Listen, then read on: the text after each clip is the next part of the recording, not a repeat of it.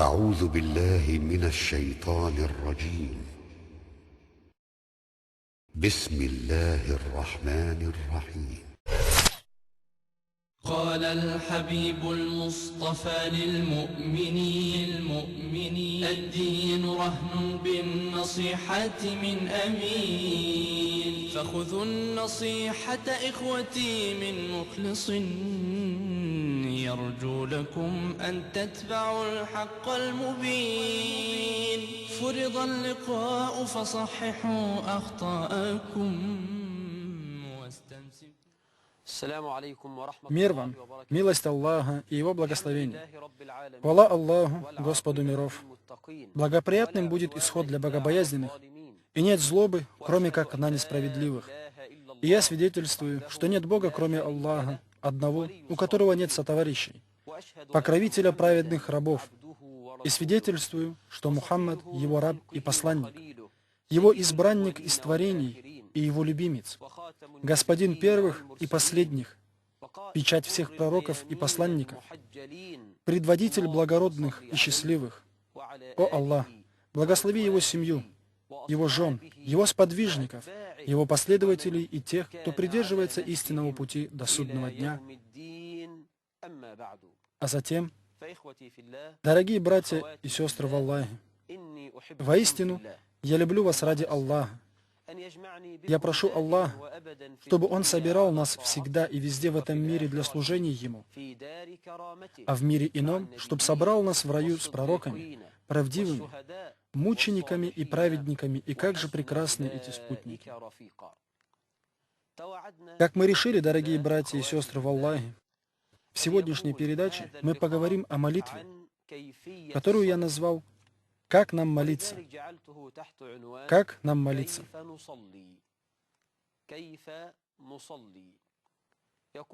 Говорит царь всех царей, великий: воистину преуспели верующие, которые смиренны во время своих намазов. Говорит также всемогущий каждому мусульманину и каждой мусульманке: и совершайте молитву, выплачивайте закат и поклоняйтесь с поклоняющимися. Какая огромная разница между словом «совершайте» и словом «выполняйте».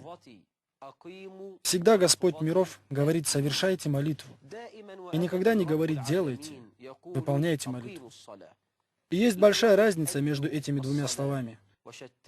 Тот, который совершает молитву, он молится так, как молился посланник Аллаха, да благословит его Аллах и приветствует, оберегает свои намазы, молится вовремя, заботится о поясном поклоне, заботится о земном поклоне, смиренен в молитве, не ворует в своей молитве, полностью совершает омовение, молится так же, как молился пророк, да благословит его Аллах и приветствует, или в ней большое сходство с молитвой пророка, да благословит его Аллах и приветствует. И совершайте молитву, выплачивайте закат и поклоняйтесь с поклоняющимися. И обращается всемогущий: оберегайте намазы, особенно средний намаз, после полуденной. Оберегайте намазы, особенно средний намаз, и стойте перед Аллахом смиренно. Под защитой намаза, без сомнения, понимается оберегание нами его основ. Совершать его, как совершал пророк, да благословит его Аллах и приветствует, и как совершали его сподвижники, да будет доволен ими Аллах. А что касается сунны, передает имам Бухари в достоверном хадисе, что пророк, да благословит его Аллах и приветствует, сказал: «Молитесь так, как вы увидели меня молящимся». Молитесь так, как вы увидели меня молящимся. Недостаточно только молиться.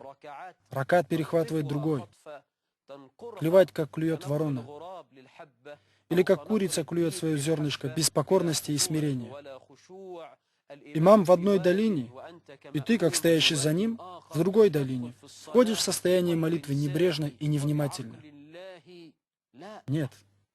Молитесь так, как вы видели меня молящимся. В таком случае это обязанность и долг каждого мусульманина знать, как молился посланник Аллаха, да благословит его Аллах и приветствует, чтобы его молитва была подобна молитве пророка. Это обязанность. Я говорил в предыдущих 4 лекциях о наших ошибках в молитве. А в этой передаче мы практически продемонстрируем молитву, чтобы вы увидели, дорогие мои телезрители, как следует нам молиться, поскольку не одно и то же увидеть и услышать. Есть разница между тем, что рассказывается и наблюдается воочию, поскольку не одно и то же увидеть и услышать. Итак, пророк, да благословит его Аллах и приветствует, сказал: если кто-нибудь испортит свою молитву, пусть вернется и совершит заново, так как он не молился должным образом. Вернись, соверши намаз еще раз, так как ты не помолился должным образом. Один из подвижников молился в мечети посланника Аллаха, да благословит его Аллах и приветствует. После того, как он закончил свой намаз, он подошел к пророку, да благословит его Аллах и приветствует, и говорит: «О посланник Аллаха, мир вам и милость Аллаха». Пророк отвечает: «И вам мир, милость Аллаха и его благословение. Вернись и помолись еще раз, так как ты не помолился». Он возвращается и совершает намаз еще раз. Затем подходит к пророку, приветствует его, а пророк отвечает на его приветствие наилучшим образом, затем говорит: «Вернись и помолись, поскольку ты не молился». Он говорит: «Это и есть мой намаз, о посланник Аллаха. Я не умею лучше, чем это». Я обучил посланника Аллаха его намазу. Я боюсь за тебя, о телезритель. Боюсь за тебя, о сестра в Аллахе. О те, кто совершает уже 20 или 40 лет молитву, которые расходятся с намазом посланника Аллаха. Я боюсь за вас, потому что в судный день наш Господь спросит вас о молитве. Первое, за что будет спрошен раб, это его молитва. И вы скажете: «О Господь, мы в своей жизни молились 40 лет, 30 лет, простаивали ночь в молитве, мы делали то-то, это». И вам будет сказано: вернитесь, так как вы не молились должным образом. Так вернись и помолись, ибо этот мир скоротечен. Я боюсь, что вы не молитесь должным образом. Именно это и является целью нашей сегодняшней передачи. Итак, передает имам Ахмад в своем муснаде достоверный хадис, что посланник Аллаха, да благословит его Аллах и приветствует, сказал: «Самый худший из людей – вор». Самый худший из людей – вор, который ворует в своей молитве. Самый большой грех – грех в молитве. Самый худший из людей – вор, который ворует в своей молитве, не доводя до совершенства ее поясной поклон, земной поклон, не смиренен.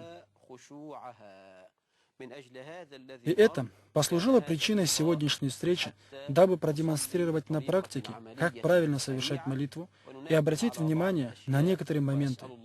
Я прошу Аллаха Всемогущего и Великого, чтобы Он сделал эту встречу благодатной, плодотворной и искренней для великодушного, ибо Он – покровитель и Господь. Итак,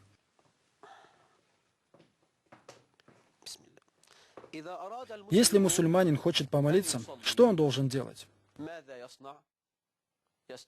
Встать в сторону киблы. Если пророк, да благословит его Аллах и приветствует, хотел совершить намаз, то он вставал в сторону киблы, поднимал свои руки до уровня своих плеч или поднимал до уровня мочек, а затем говорил: «Аллах велик», и клал правую ладонь руки на наружную часть левой кисти. Или зажимал пальцами правой руки запястье левой руки.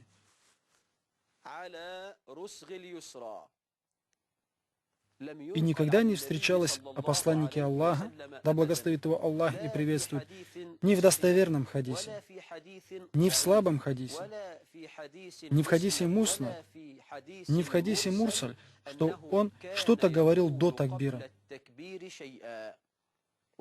И поэтому произнесение слов намерения – это нововведение.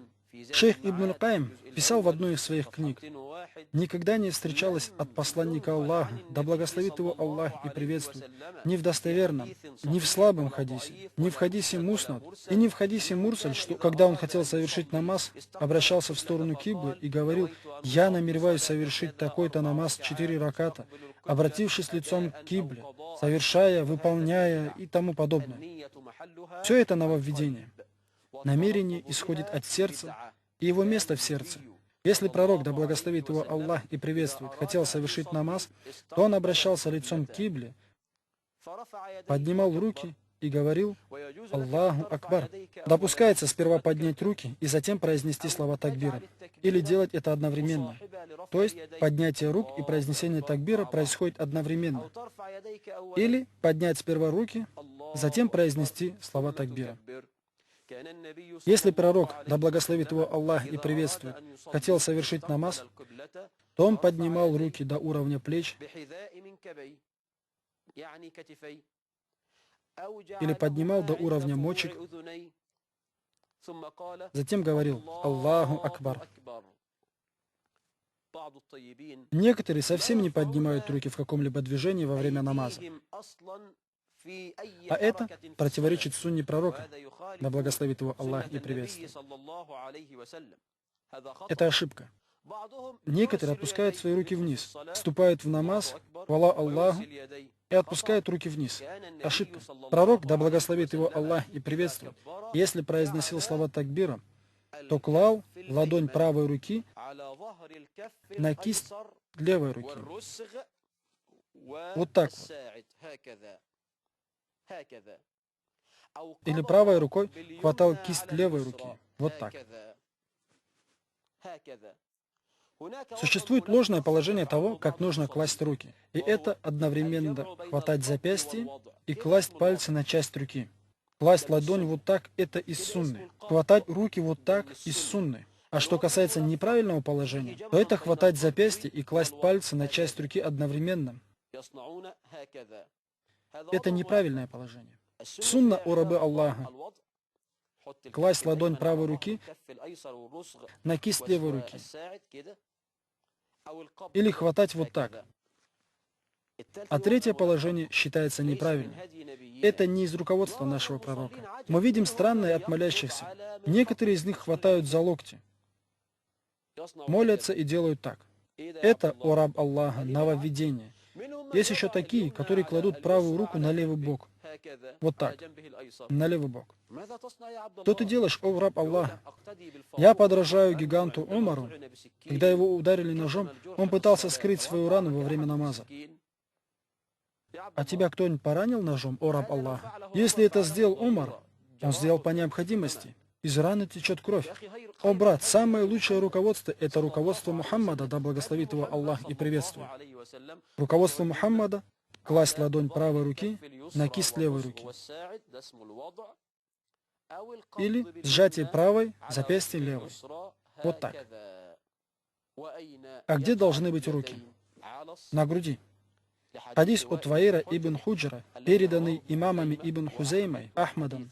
Хадис достоверный. В одном из его рассказов говорит, что пророк, да благословит его Аллах и приветствует, клал правую ладонь на левую кисть на грудь, не на пупок.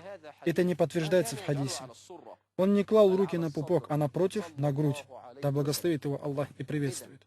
Так, наш пророк, да благословит его Аллах и приветствует, если совершал намаз, то обращался лицом к кибле и поднимал свои руки параллельно плечам, или поднимал их до уровня мочек. Затем произносил слова такбира: «Аллаху Акбар». Существует много ошибок в такбире. Я уже указывал на эти ошибки.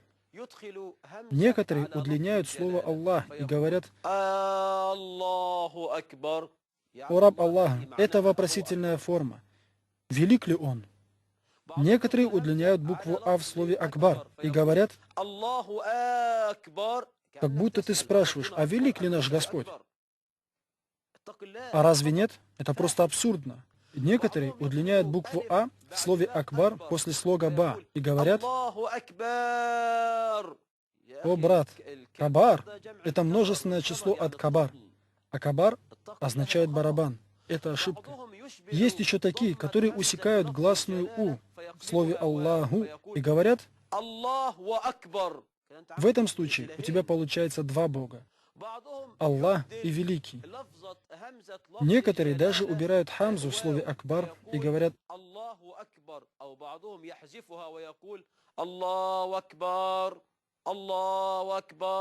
все это серьезные ошибки. Как нам произнести правильно?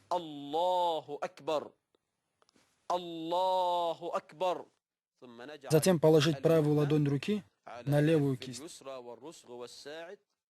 Или схватить правой рукой левую руку. И мы обращены лицом к кибле. Вот так мы вошли в молитву. Начало намаза – это такбир, конец намаза – это таслим. Если пророк, да благословит его Аллах и приветствует, вступал в молитву, то он говорил: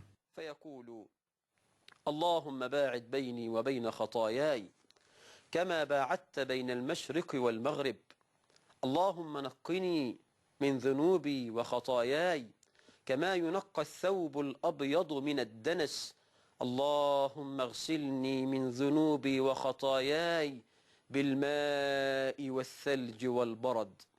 Или говорил: وجهت وجهي للذي فطرني الذي فطر السماوات والأرض حنيفا مسلما وما أنا من المشركين إن صلاتي ونسكي ومحياي ومماتي لله رب العالمين لا شريك له وأنا من المسلمين. Эта молитва читается до произнесения слов «Я прибегаю к защите Аллаха от проклятого шайтана». Сразу после такбира. اللهم باعد بيني وبين خطاياي كما باعدت بين المشرق والمغرب اللهم نقني من ذنوبي وخطاياي كما ينقى الثوب الأبيض من الدنس اللهم اغسلني من ذنوبي وخطاياي بالماء والثلج والبرد. Затем прибегал к защите Аллаха от проклятого шайтана и говорил: известно, что он иногда говорил: также известно, что он иногда говорил: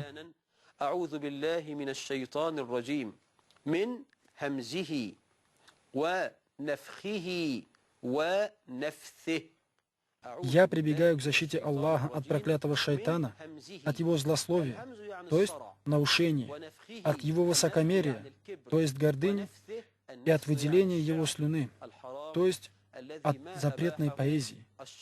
Поэзия бывает разрешенной и запрещенной. После того, как он прибегал к защите Аллаха от проклятого шайтана, он произносил слова басмалы. Пророк, да благословит его Аллах и приветствует, иногда произносил эти слова громко, а иногда про себя. И последнее, что практиковалось им, это чтение слов басмалы про себя. Допустим, если я молюсь в качестве имама, я говорю «Аллаху Акбар» и храню молчание на некоторое время для чтения дуа истифтах, затем истиаза, затем басмала, затем люди услышат от меня суру Фатиха. Сделав дуа истифтах после такбира и прибегнув к защите Аллаха от проклятого шайтана, говорю: читаю суру Фатиха. Наш пророк, да благословит его Аллах и приветствует, никогда не читал 2 или 3 аятов разом, одним вдохом, как это делает большая часть имамов. Из его руководства мы знаем, что он останавливался на каждом аяте и читал аят за аятом, и останавливался после каждого аята.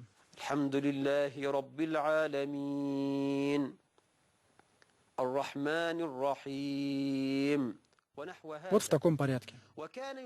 Также во время намаза он держал открытыми свои глаза и смотрел на место земного поклона. Поскольку он стоит, он смотрит на место земного поклона. Он никогда не закрывал своих глаз. Закрывать глаза во время намаза – это не из сунны посланника Аллаха, да благословит его Аллах и приветствует. Как сказал имам Ибн Аль-Каим, зачем закрывать глаза при намазе? В закрытии глаз есть сходство с иудейским намазом. Только иудеи закрывают свои глаза, когда молятся. Не закрывай своих глаз, о раб Аллах. Закрытие глаз в намазе не относится к сунне посланника Аллаха, да благословит его Аллах и приветствует. Зачем ты закрываешь свои глаза, тогда как посланник Аллаха велел тебе остановить того, кто будет проходить между тобой и сутрой? А если он противится, то нужно будет убить его. Если ты держишь открытыми глаза, то ты можешь увидеть, кто перед тобой хочет пройти, чтобы остановить его. А если твои глаза закрыты, между тобой и сутрой улица, люди проходят между, а ты в глубоком покое. Не закрывай глаза. Пророк, да благословит его Аллах и приветствует, поймал шайтана, который пришел к нему в облике огня, который хотел обжечь его во время намаза. Пророк увидел его и поймал. Однажды пророк в одном из намазов сделал шаг вперед и вернулся назад, а когда его спросили, он сказал, что увидел рай, и в нем то-то. Если ты закрываешь глаза, то, как говорят некоторые ученые, только тогда, когда на ковре имеются узоры, которые могут отвлечь тебя в намазе. Самое лучшее руководство – это руководство Мухаммада, да благословит его Аллах и приветствует. Читаем суру Фатиха. Есть некоторые ошибки братьев, стоящих за имамом в Фатихе. Их 3. Первое то, что услышав, что имам говорит «тебе мы поклоняемся и тебе взываем о помощи», они говорят «я обратился за помощью к Аллаху». Это нововведение. А когда же имам говорит не тех, на кого пал гнев, и не заблудших, некоторые говорят «Господь, прости мне и моим родителям». Это тоже нововведение. О раб Аллаха, только слушай. Всевышний сказал, если будут читать Коран, то слушайте и прислушивайтесь молча. Может, вам будет оказана милость. Если имам прочитал суру Фатиха или кто-то в отдельности, то он говорит «Аминь». 90% или 9 из 10 мусульман совершают ошибку в произнесении слова «Аминь», удлиняя обе гласные до уровня 6 огласовок. А это явная грамматическая ошибка. Удлинение здесь составляют 2 огласовки. Тоже говорят ученые по этому поводу. Слушайте, имам читает.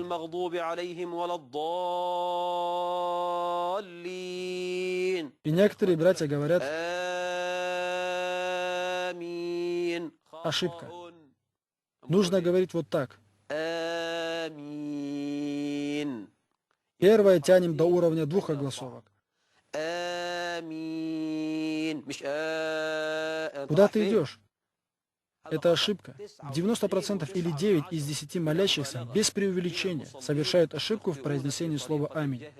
Если ты прочитал суру Фатиха, как имам, или в одиночку, читай то, что тебе легко удается из Корана. Обращение лицом к кибле, произнесение слов Аллаху Акбар, чтение суры Фатихи обязательно. Это некоторые из обязательных условий молитвы. Стояние в намазе – это обязанность. И тот, кто совершает намаз сидя, тогда как в состоянии совершить ее стоя, то его намаз недействителен. А что касается добровольной молитвы, то ты можешь совершить ее сидя, будучи в состоянии совершить ее стоя. Однако вознаграждение за нее уменьшается вдвое. Читай, что тебе легко удается из Корана. К примеру, суру высочайшей, суру покрывающей, каф, или больше из суры корова, по такому принципу. Затем поясной поклон. Как нам совершить поясной поклон? В первую очередь, знай, о раб Аллаха, что тебе надо поднять руки так же, как ты поднимал в такбиратуль ихрам. В 4 случаях во время намаза так делается. Первый случай в такбиратуль ихрам, то есть поднимаешь свои руки параллельно своим плечам, или поднимаешь до уровня мочек. В обоих случаях правильно. Ты поднимаешь руки в намазе точно так в 4 положениях. Во время такбиратуль ихрам, во время поясного поклона, как поднимаешься с поясного поклона, и 4, когда поднимаешься со 2 раката на 3. Так вот, ты прочитал суру Фатиха, и что тебе легко из Корана, и сейчас пойдешь на поясной поклон. Не доводи чтение до поясного поклона. Некоторые имамы так делают. О, брат, передохни чуть-чуть. Остановись на 3-4 секунды. Сунна пророка, да благословит его Аллах и приветствует.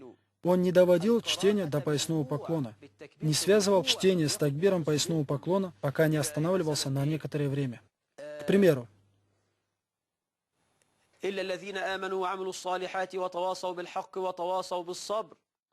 сделай маленькую паузу на пару секунд.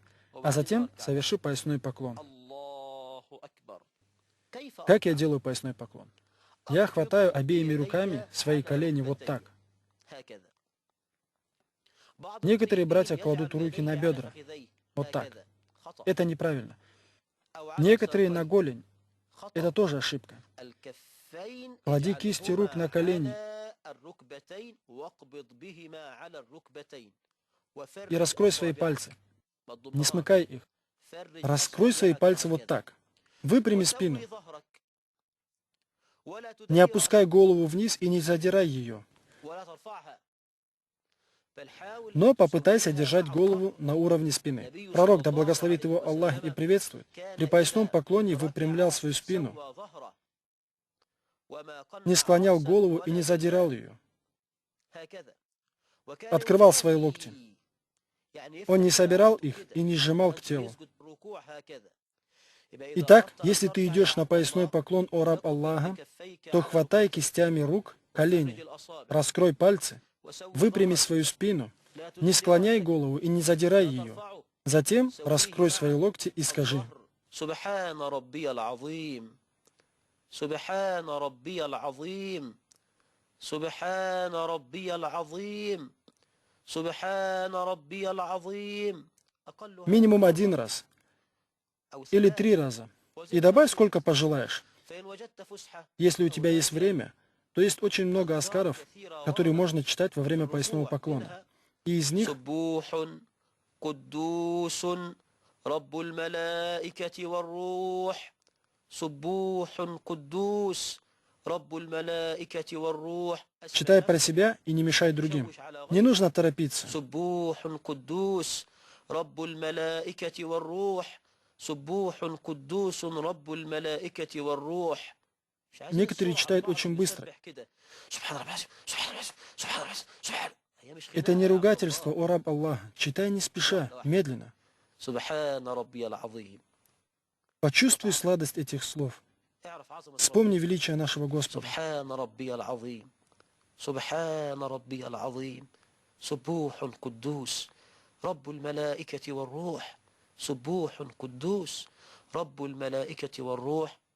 Затем поднимись, сказав: необходимо почувствовать успокоение. Все возвращается на круги своя. И тут же поднимаешь свои руки так же, как при такбиратуль ихрам. Некоторые делают так. О, брат, не так, а вот так, как ты поднял их при такбиратуль ихрам. Ты сейчас в поясном поклоне поднимаешься и говоришь: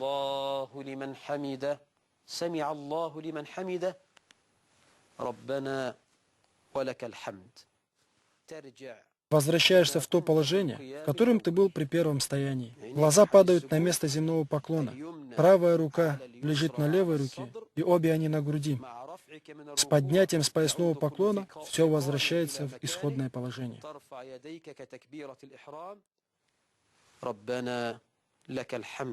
Или, если есть время, говорю: مباركا فيه ملء السماوات وملء الأرض وملء ما بينهما وملء ما شئت من شيء بعد. Если есть время, говорю: أهل الثناء والمجد أحق ما قال العبد وكلنا لك عبد إلى آخره. Некоторые братья добавляют новое слово. لك ربنا ولك الحمد والشكر. Слово «благодарность» нововведенное, которое было введено в Египте. Надо только говорить: ربنا لك الحمد أو ربنا ولك الحمد حمدا كثيرا طيبا مباركا فيه ملء السماوات وملء الأرض. имам Навави, да смилуется над ним Аллах, поддержал слова того, кто скажет. То есть то, что тот, кто стоит за имамом, должен сказать, когда встает с поясного поклона. И это второстепенный вопрос, в котором нет единого мнения. Если скажешь так, то в нем благо, а если не скажешь, то не будет на тебе греха, и на все воля Аллаха. ولك الحمد حمدا كثيرا طيبا مباركا فيه ملء السماوات وملء الأرض وملء ما بينهما وملء ما شئت من شيء بعد. Хорошо. Делаем небольшую паузу. Аллаху Акбар. Как мы идем вниз? Мы должны спуститься на колени или на руки? Это вопрос, в котором также есть разногласия. И мнение, которое имеет силу у имама Малика, Аузаи, шейха Альбани и у тех, кто шел по их стопам, это мнение, что нужно отпускаться на руки. И это то, что я вам продемонстрирую. Мы не отпускаемся на землю, как отпускается верблюд. Мы опускаемся на руки. Как идти на земной поклон? Не поднимай руки. Спусти их. Хвала Аллаху. Опускаемся на руки. Давайте еще раз покажу. Первое, что касается земли, это руки. Они опережают колени. Обратите внимание. Первыми касаются руки, а затем колени. Дальше укрепляем точки земного поклона. Лоб и нос обязательно должны касаться земли. Тот, кто не касается земли носом и лбом при земном поклоне, совершает большую ошибку. Так нельзя.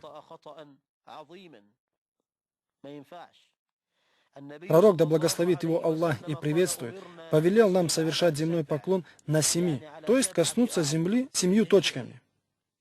Так какие же это точки? Давайте посчитаем их. Это кисти рук, колени, уже 4 точки, ноги, получается 6, и лоб и нос. Тот, кто скажет, так получается 8, о шейх, я скажу нет, поскольку нос и лоб состоят из одной кости. И обязательно, чтобы все они касались земли. В поклоне земли касаются твои руки. И куда же тебе нужно положить руки? Параллельно плечам или на уровне головы? И то, и другое правильно. Также лоб и нос, они обязательно должны коснуться земли. Потом ноги. Встань, согнув вперед на пальцы. Направь их в сторону киблы и раскрой локти. Открой их полностью, не собирай их так, не прижимай их к телу. Это ошибка. И не ложись на локти. Некоторые делают так. Воистину пророк запретил это. Не расстилайте руки, он поднимал их от земли. Раскрывайте локти, открывайте их. Это одинаково для мужчин и для женщин. Откройте свои руки вот так. И лоб, нос, оба колена и ноги, пальцы ног. Все они направлены в сторону киблы. Хорошо. И что я говорю во время совершения земного поклона? Субхана раббиял а'ля. Субхана раббиял а'ля. Субхана раббиял а'ля. Суббухун куддус. Раббуль малаикати вар рух. И просишь все, что пожелаешь. Хорошо. Можно ли, о шейх, нам читать Коран во время совершения земного или поясного поклона? Нет. Пророк, да благословит его Аллах и приветствует, запретил делать это. Пророк запретил это и сказал, что касается поясного поклона, то прославляйте в нем вашего Господа.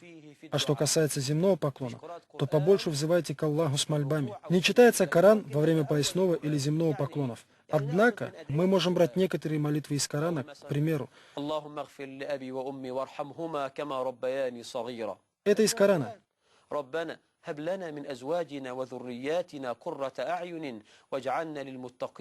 Это молитва из Корана. Однако читать Коран в поясном поклоне нет. Это ошибка. Также чтение в земном поклоне ошибка. Что касается поясного поклона, в нем не делайте дуа, а прославляйте вашего Господа. Что касается земного поклона, то побольше взывайте к Аллаху с мольбами. Хорошо, если я хочу подняться с земного поклона, как мне подняться? Первое. Давайте я повернусь, чтобы было видно. Я иду на земной поклон и опускаюсь на руки. Хвала Аллаху. Смотрите, я опускаюсь на руки, затем колени. Дальше лоб и нос, и поставьте ноги вот так, вместе, согнув пальцы ног вперед. Не ложитесь на руки, а держите их так, поднято и открыто. И все перечисленное направлено в сторону киблы. Итак, если я поднимаюсь с земного поклона, то как мне следует подняться? Что я делаю? Кладу ноги так. Нет, нет. Так ошибка. Хорошо. Я сажусь так. Нет. Так тоже ошибка. Хорошо, или сажусь вот так. Некоторые сидят вот так. Так тоже неправильно. А как же правильно? Я сажусь на левую ногу, то есть кладу левую ногу под левую ягодицу. Вот так. А правую ногу ставлю вертикально, согнув пальцы вперед. Это то, что ты делаешь каждый раз, когда садишься после земного поклона. Кроме последнего раката, после поклона в котором ты читаешь ташахуд, ставя ноги несколько иначе. Чуть позже мы покажем и этот момент, если на то будет воля Аллаха. Итак, ты садишься. Садишься на левую ногу и ставишь вертикально правую. Вот так. И что мы говорим между двумя поклонами?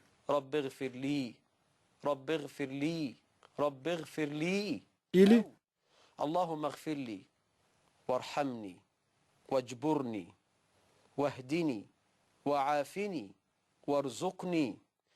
и конечное действие – это последний поклон, после которого мы читаем ташахуд. Как нам нужно сидеть правильно? Вот это положение, в котором я нахожусь сейчас. Называется ифтираш, а последнее называется таваррук. Вот я показываю. Ты садишься на левую ягодицу, то есть на землю. Ставишь вертикально правую ногу, а левая нога выходит из-под правой ноги. Итак, я сижу на левой стороне, то есть сижу на земле на левой ягодице, высунув вторую ногу с другой стороны. Вот левая нога выходит из-под голени правой ноги, а правая ступня стоит в вертикальном положении с согнутыми пальцами вперед. Не обязательно ставить эту ногу так, можно еще и вот так. Аллах не возлагает на душу сверх ее возможностей. Я говорю о тех, кто может сделать так, то есть ставит правую ступню вертикально, а затем читает тахият. Между двумя земными поклонами я говорю: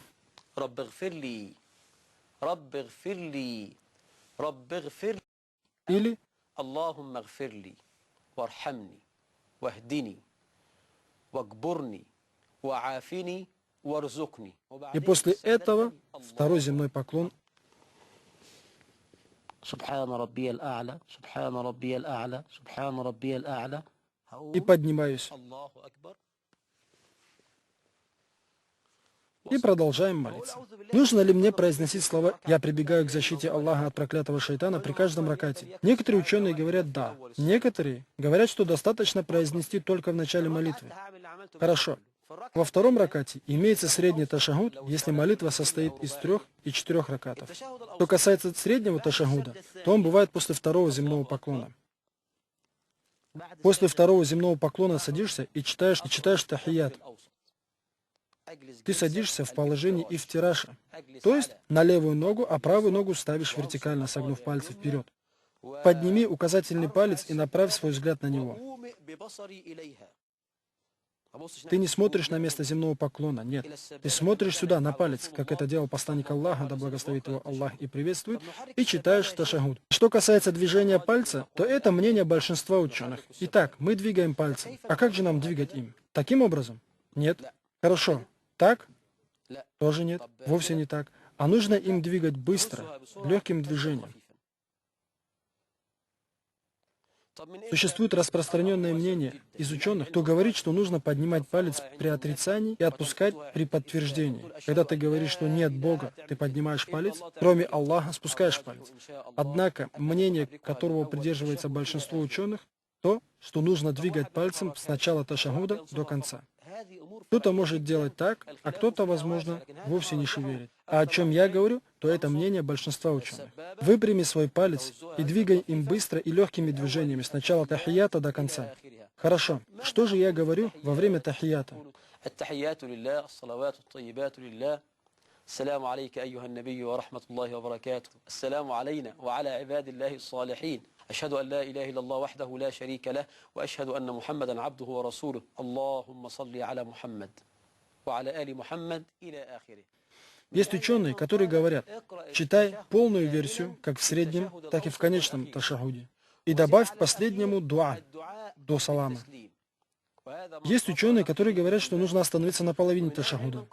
Хадис от Ибн Масуда, что пророк, да благословит его Аллах и приветствует, при среднем ташахуде сидел так, как будто он сидел на раскаленном камне. Имеется в виду половина тахията. А это то, чего придерживается великий ученый Ибн Усаймин. И этот вопрос на ваше усмотрение. Второе не должно противоречить первому, а первое второму. Так, где останавливаюсь?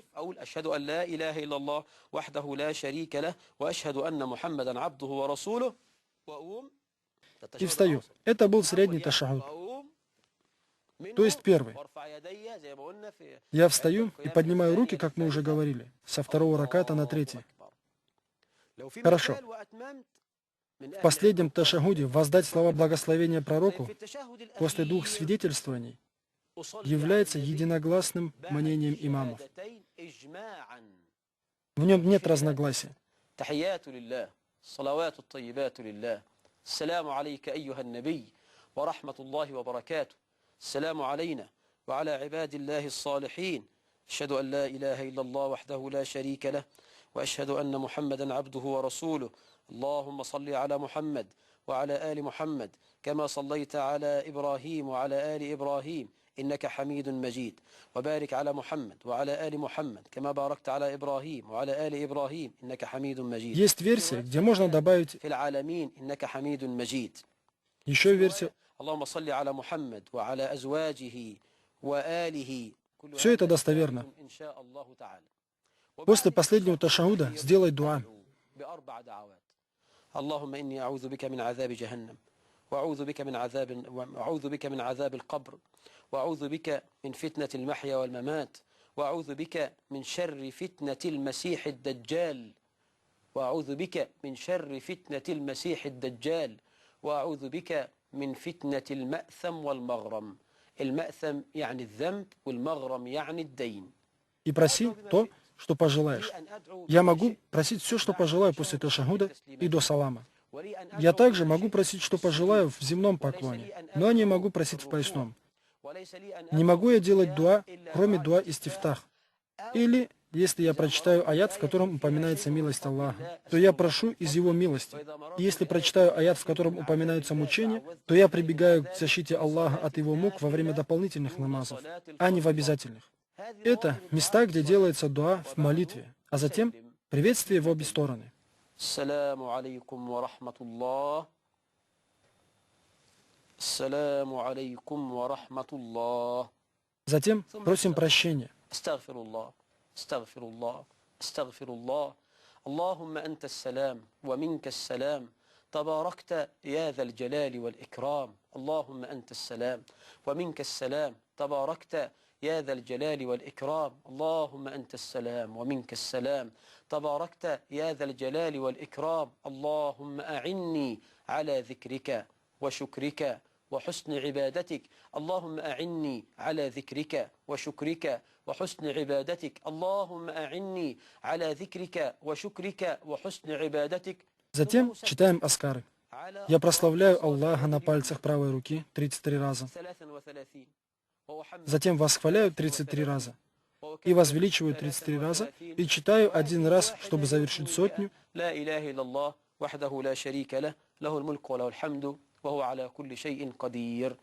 Затем я читаю суры Аль-Ихляс, Аль-Фалях, Ан-Нас, делаю дуа, но только не те, которые читаю в намазе, а другие. И если помолишься, как я показал тебе, то твой намаз будет подобным намазу пророка, насколько я знаю.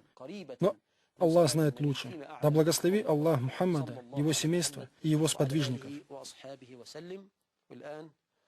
А сейчас сядем и ответим на несколько вопросов, если таковы будут.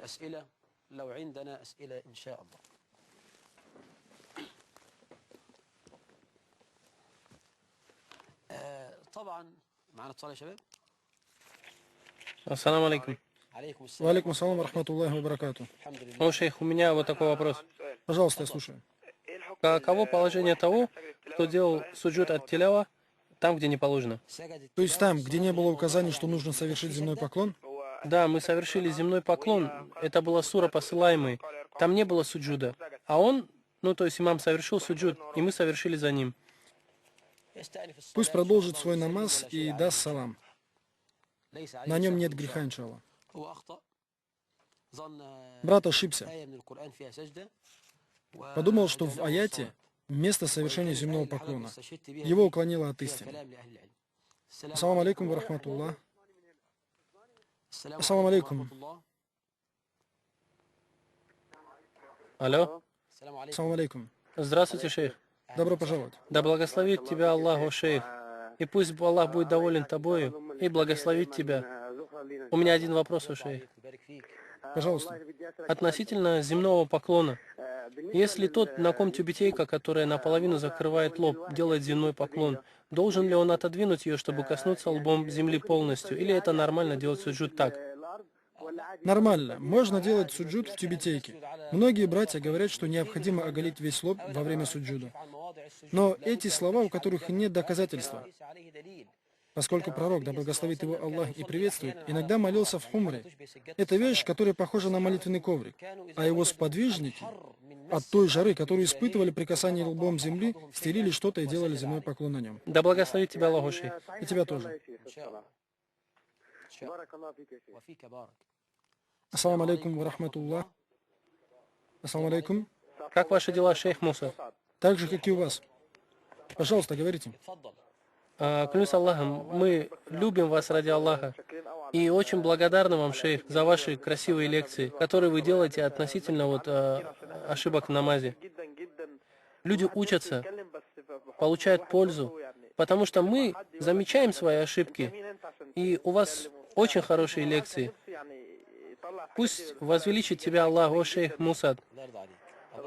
У меня один вопрос к вам. Например, в мечети мы молимся в джамате, и в качестве имама стоит человек, который курит. Выйти ли мне из намаза? Нет. Намаз курящего индивидуально правильный. Кто-то курит, однако делает правильное омовение. Его намаз отдельно правильный. У кого правильный намаз в отдельности, то есть индивидуально, то считается правильным намаз тех, кто стоит за ним. Например, я захожу в мечеть. Среди нас кто-то молится в качестве имама. Хорошо делает намаз, но единственная проблема – он курит. Выхожу ли я из намаза? Нет, ты не выходишь из намаза. Молиться ли мне отдельно? Нет. Молись за ним. Молись за ним, о раб Аллаха, и проси у Аллаха для него в суджуде. О Аллах, избавь его от этой беды. И проявляй мягкость и любовь к нему. Маша Аллах, брат, у тебя просто прекрасный голос при чтении Корана. О, брат, у нас было такое ощущение, будто мы молимся за сподвижников. То есть похвалите сперва, да благословит тебя Аллах, и так далее. Но есть маленький недостаток. Пусть Аллах возвеличит тебя и излечит тебя от него из любви к тебе. Разве ты не знаешь, что курение порождает рак? Ты не знаешь, что в нем то-то и то-то? Разве ты не знаешь, что говорят ученые по этому поводу? Однако молитесь за таким человеком и не сейте смуту среди людей в мечети. Да благословит тебя Аллах. А так вообще мы должны стараться выбрать того, кто будет стоять спереди. Тот, кто знает больше Коран, чей внешний вид, образ наиболее подобен посланнику Аллаха, да благословит его Аллах и приветствует. Допускается молиться и за тем, кроме которого я описал, однако, мы хотим в качестве имама самого лучшего, во всяком случае, знающего, высоконравственного, смиренного и так далее. Да благословит тебя наш Господь. Ассаламу алейкум ва рахматуллах. Ассаламу алейкум. Ва алейкум салам ва рахматуллахи ва баракатуху. Пожалуйста, говорите. Ва алейкум салам ва рахматуллахи ва баракатуху. Пожалуйста. Если разрешите, шейх, у меня два вопроса. Пожалуйста, задавай, сестра. Первый вопрос. У меня брат курит, а затем сразу становится на молитву. Допускается ли это делать? То есть можно так делать? И второй вопрос. Есть люди, которые во время джума читают определенные суры. Правильно это или нет? Есть люди, которые во время джума читают определенные суры. Да благословит тебя Аллах, и пусть воздаст Аллах тебе нами, исламом и мусульманами, наилучшими благами. Ассаламу алейкум. Аминь. Ва алейкум ассалям. Брат курит и сразу молится. Разрешается такой намаз? Да. Курение, по мнению большинства ученых, не портит омовение. Курение – это грех. Курить табак – грех. Грех его продавать. Грех работать там, где его производят. Хорошо. Допустим, я курю и сразу начинаю делать намаз. Намаз не портится. Тот, кто делает так, для него порицание, потому что он смущает ангелов и смущает молящихся. Пророк, да благословит его Аллах и приветствует, если чувствовал плохой запах различных трав, исходящий от кого-либо из подвижников, приказывал им покинуть мечеть. Он запретил нам молиться после того, как мы поели лук, чеснок или дикий лук, пока мы не уберем этот запах. И это все разрешено. Что касается табака, то это грех, а его запах отвратителен. Однако, несмотря на это, его намаз не портится. То есть правильный, и мы просим Аллаха исцелить всех курящих. Некоторые наши братья во время джуммы читают определенные суры. Я не знаю, если он читает Фатиха и про себя 2 суры. Есть сунна, что пророк во время джуммы иногда читал первым суру высочайший, а вторым суру покрывающий. И если кто-то сделает так, то это из сунны, а если помолиться иначе, то ничего страшного. Ассаламу алейкум ва рахматуллах. Ва алейкум ассалям. Я до этого слышала, что женщины в суджуде должны собирать свои локти. Так ли это на самом деле? Я не встречал этого. Значит, это неправильно. Я не знаю. Честно говоря, доказательств на это я не слышал. Об этом я ничего не знаю. Еще относительно чтения басмалы. Относительно чтения бисмилляхир рахманир рахим. Можно ли мне, если я молюсь отдельно, повышать голоса, то есть читать громко, или это ошибка? Если ты читаешь его в намазе джахрия, то есть намазы, в которых Фатиха и последующие суры читаются громко, ты читаешь так, чтобы ты слышала. То есть вы имеете в виду только слова «Во имя Аллаха милостливого и милосердного»? Сунна читать его, то есть басмалу, про себя тихо, даже в намазах джахрия. Пророк читал и так, и так. Но мы не должны порицать имама, который читает басмала громко. Однако то, что делал в последнее время своей жизни, то он читал его про себя. Да благословит его Аллах и приветствует. Спасибо вам большое, шейх. Да будет доволен тобой Аллах. Ва алейкум ассалам, ва рахматуллахи, ва баракату. Ассаламу алейкум. Ва алейкум салам ва рахматуллахи ва баракату. Да благословите Аллаху, шейх Муснат. Разрешите мне задать 3 вопроса? Пожалуйста. Первый вопрос. У меня, если я захожу в мечеть позже, то есть после того, как имам пошел на поясной поклон, в связи с тем, что я делал омовение и вхожу в состояние намаза, мне читать Фатиха или сразу пойти в поясной поклон, если я скажу 1 раз «Слава моему великому Господу», так допустимо или нет? Второй вопрос. Например, в намазе джахрия я произношу слова «Я прибегаю к защите Аллаха от проклятого шайтана». Про себя. Я читаю басмала и Фатиху и суры за ним, то я читаю громко. Допустимо так делать или нет? И последний вопрос. То, что я не успела совершить намаз приветствия в мечети, так как уже призвали к обязательному намазу, так мне нужно в таком случае совершать его после обязательного и добровольного намазов, или можно не делать? Да воздаст тебя Аллах лучшим благом. Если кто-то заходит в мечеть и видит, что имам уже пошел на поясной поклон, что ему нужно делать? Ходит в намаз, Аллах велик, и очень важно совершить такбиратуль ихрам. Самое важное вот этот такбир. Если ты скажешь и совершишь такбиратуль ихрам, то твой намаз действительный. И не спускайся, кроме как сделав такбиратуль ихрам и постояв. Мы от некоторых братьев видим, как они после слов «Аллах велик» сразу отпускаются. Так намаз недействительный. Его намаз не считается, как сказал имам Адиль Кари и Ибн Куддам о своей книге Му'ним. Необходимо произнести такбиратуль ихрам, и ты стоишь на мгновение. Аллах велик.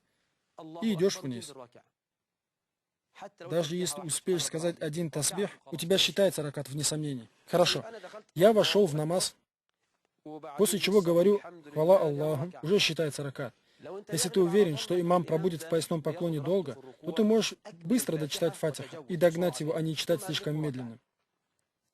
Если ты будешь читать так, и он уже поднимается, все, спускайся. Кто догонит имама в поясном поклоне, то он получил полный ракат. Вот я вхожу в мечеть и нахожу имама в поясном поклоне. Если я смогу догнать его, то у меня считается ракат. И если я стою, а имам пошел на поклон, но я не закончил читать суру Фатиха, дочитай ее быстро, а затем иди за ним на поклон.